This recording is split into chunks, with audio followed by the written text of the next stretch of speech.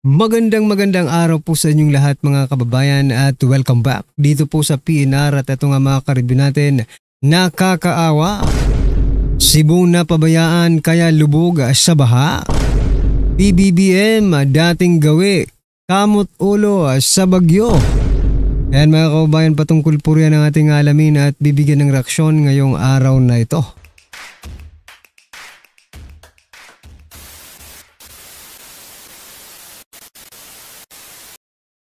So mga kababayan, bago po natin simulang i-play ang video ito, isang like, isang subscribe, maraming salamat po. Pero eto, pasadahan po muna natin ang mga nagte-trending na balita dito po sa mundo ng social media. Yan mga kababayan, nako.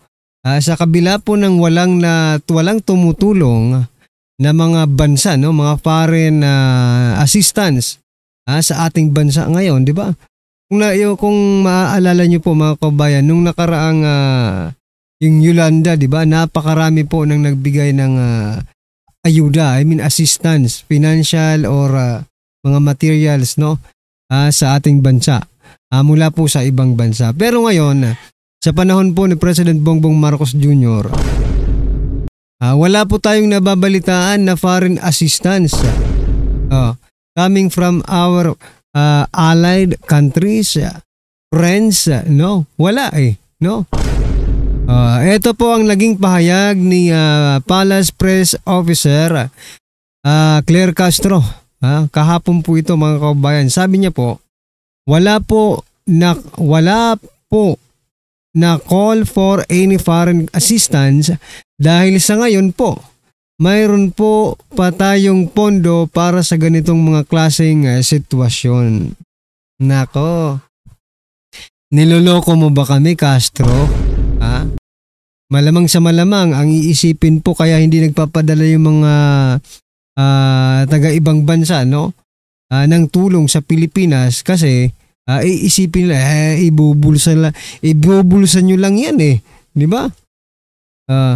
Dahil mga kurakot kayo nakakahiya na kasing magtawag o humingi ng tulong sa ibang bansa dahil baka masabihang ibubulsan nyo lang. Di ba? Tatawag ka ngayon, di ba? For example, tatawag ka sa Japan. Good morning, Japan President, di ba? Pwede ba kaming makahingi ng tulong sa inyo? Dahil kami po ay nasalanta. Sasabihin ng Japan sa iyo, teka lang, gumawa tayo ng kontrata. Di ba? Na talagang itutulong mo ito, baka ibusa mo lang ito di ba? Nakakahiya ang ganun mga kaubayan, no? At saka, eto napansin ko, wala namang call for foreign assistance na tinatawag Kasi yan, ito, opinion ko lang po ito mga kaubayan Kasi wala naman akong narinig dati na humingi ng tulong ang Pilipinas sa ibang bansa. Kung di, kusang loob, di ba? Kusang loob po yung mga taga-ibang bansa. Tumutulong sa mga nasalanta, di ba? Kusang loob po ang pagtulong mga kababayan, hindi po yan hinihingi no? Sabi mo wala pang call for foreign assistance. Kahit hindi mo sabihin kung talagang maganda ang gobyernong ito, diba, kung hindi kurap ang gobyernong ito, babahain tayo ng mga foreign assistance, no? Gaya po na nangyari noong Yolanda. Nako, kinurakot nga rin di ba? Yung mga assistance coming from the outside, no? Kinurakot din ngayon pa kaya nahalatado na kayo sa flood control pa lang? Diba? Trillion po ang ang nawawala. Tapos may post kanina na nakita ko, magbabalik daw ibabalik daw ng mga whistleblowers, mga bilyon daw ang ibabalik mga kababayan. Biglang napakamot ng ulo yung ating mga kababayan na nakabasa po ng post na yon. Paano hindi ka sasabog sa galit? Trillion po Trillion po ang ninakaw nila, ang ibabalik nila bilyon lang. Nako, wag ganon, wag yung lukuhin ng taong bayan. Hindi po tayo pinanganak kahapon. para ganunin ninyo. Trilyon ang ninakaw ninyo tapos billion lang ang ibabalik ninyo. Oh. Ay nako. Anyway, eto po mga kabayan, pasadahan din po natin ito si Asedre, no? Si Representative Jude Asedre, sabi niya po dito, hintayin muna ang ebidensya bago husgahan si Romualdez. Aba, iba po eh. Iba po ang gusto naming makita. Kasi si Luestro, mga kabayan, kinasuhan na po sa ombudsman. Ngayon, ang inaantay po natin kasuhan din at sana ay lumabas po ang baho, no? Ang bantot ni Jude Asedre. Yan. Sana sa mga susunod na araw, ikaw naman ang makasuhan sa ombudsman. Kasi malapit rin ito eh. Malapit rin ito kay Speaker Martin Romualdez. Anong malay natin mga kabayan, di ba? Baka may tinatago ring bantot ng itong si Asedre, di ba? Wag mo kaming wag mong pangaralan ang taong bayan kasi ang taong bayan, no? Hindi naman yan magsasalita kung isa lang siya, dalawa lang sila, di ba? Kung alam na po ng taong bayan na eto ang nangyayari, nagsasama-sama po ang taong bayan, di ba? Boses po ng taong bayan yan, di ba? Hintayin daw muna bago husgahan si Romualdez. Paano hindi husgahan si Romualdez? Siya po ang pinuno sa House of Representatives nang mangyari mga kalokohang ito. Diba? Like for example, kay President Bongbong Marcos Jr., paano hindi mo husgahan si President Bongbong Marcos Jr.? Siya po ang presidente. Alangan naman yung presidente ng Amerika ang husgahan natin dito sa mga nangyayari sa ating bansa. Diba? Ang presidente ng Korea, South Korea, siya ba ang may kasalanan? Hindi. Kayong mga politiko ang may kasalanan. Kayong mga politiko ng Pilipinas. Kaya wag mo kaming pangaralan na Asedre, ha? Maliban po dyan, ano pong inyong masasabi dyan kay Asedre mga kabayan, ha? Ito naman, post po ni Sir Tiglawa. Eto nga, oo nga no? Si Mayor Magalong talagang nangamoy na. Sabi po dito sa post, Hoy Magalong, amoy na amoy ka namin noon pa. Kung ayaw mo rin kay Duterte, we no love lost, no? We never like you either, ha? No to Magalong in 2028. Yes. Tama po yan mga kabayan, ha? Sabi po sa mga nag-comment dito, nako, di ba siya ang umayaw sa ICI? Bakit ngayon bumalik naman siya? Benji Magalong, Lacson Romualdez Marcos. Oo nga, Romualdez Marcos. Naku po. Hindi na pala Benji Magalong lang. Ang bagong pangalan daw ni Magalong ay Benji Magalong Lacson Romualdez Marcos. Aray ko po. Di ba? Kain suka. Sinabi ko na to kahapon, di ba? Kain suka po itong si Sinuka niya na yung ICI noon, ngayon kakainin niya na naman. Ano ka ba, aso? Diba? Ano po ang inyong masasabi dyan kay Mayor Magalong? Nako talaga, oo. Ang tao nga naman mga kaubayan. Alright, ito. Sabi naman po ni Sir Greco Belica, sabi niya po dito, matutuwa ka talaga sa investigasyon. Ako, walang natutuwa sa investigasyon ngayon. Di ba?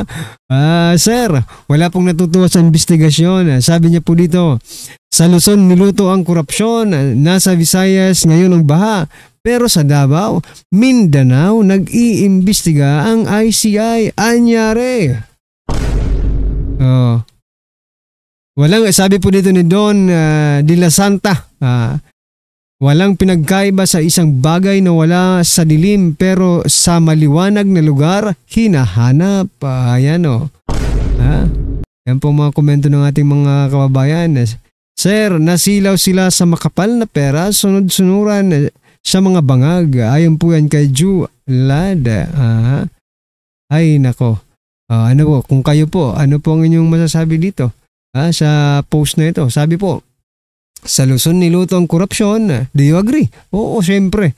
Nasa Visayas, ngayon ang baha. Syempre, nasa Visayas kayo that's real, no? Pero sa Davao, Mindanao, okay? Nag-iimbestiga ang ICI. Wow naman. Ay, syempre, may 41 million na po sila di ba? until December lang po yan kasi next year may pondo na naman sila. 41 million para sa ICI mga kababayan. Okay? Aprobado na po yan ni Presidente Bongbong Marcos Jr. 41 million. Kaya nga nag-imbestiga na sila sa Mindanao nga lang. Anyway, eto mga kababayan, pasadahan po natin to. PBBM dating gawi, lutang hindi alam ang gagawing tulong sa apektado ng bagyo ng Tino sa Cebu. Ito pakinggan po natin mula po kay Boss Dada. Statement, may statement ang mahal nating Pangulo. Nag-meeting sila ngayon. Ngayon lang sila nag-meeting, pukin ang ina niyan.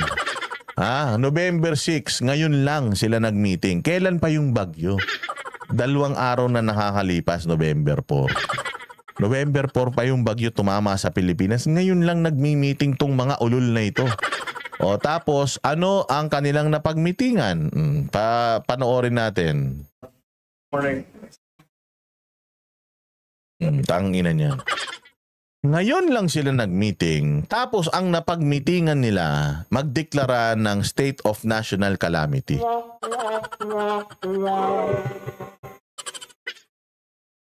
Ay nako, Diyos ko po. Sabi ko nga sa inyo bumagyo ng A4.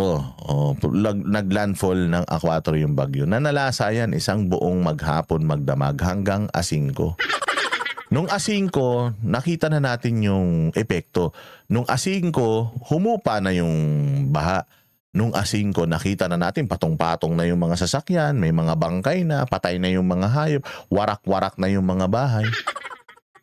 Hindi natin narinig na nagsalita itong gunggong na ito noong A4. Hindi, bago mag-A4, bago tumama yung bagyo, hindi natin narinig na nagsasalita itong Judas na ito.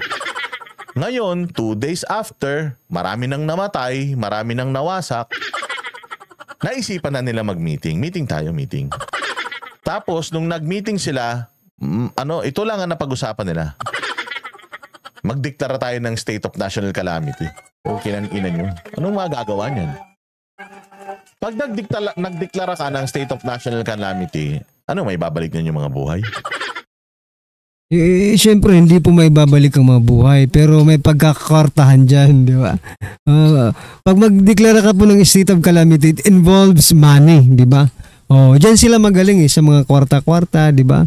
Diyan po sila. Siguro ko gusto na naman po nilang mangurakot, di ba? May niyan, may babalik yung mga ari-arian na nasira. Nagdeklara kayo ng State of National Calamity para makapag-activate kayo ng makakuha kayo ng calamity funds, ganyan.